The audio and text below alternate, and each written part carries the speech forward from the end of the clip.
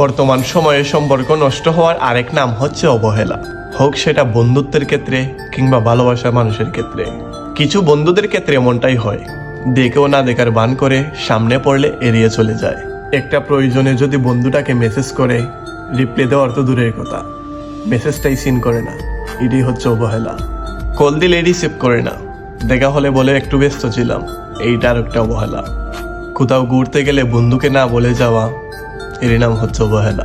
এই ছোটখাটো অবহেলার কারণেই বন্ধুত্বের সম্পর্কটা খুব তাড়াতাড়ি নষ্ট হয়ে যায়। আর যার সাথে একটা রিলেশন, একটা ভালো সম্পর্ক রয়েছে, তার সাথেও প্রায় সময় এমনটাই হয়। একটা মেয়ে যখন একটা ছেলেকে খুব বেশি ভালোবাসে, ছেলেটাকে কল দেয়, সেই ছেলে কল রিসিভ না করে পরবর্তী সময়ে বলে আমি একটু কাজে ব্যস্ত ছিলাম, অথচ সেই ছেলেটাই বন্ধুদের সাথে আড্ডায় ছিল, তারই নাম হচ্ছে অবহেলা।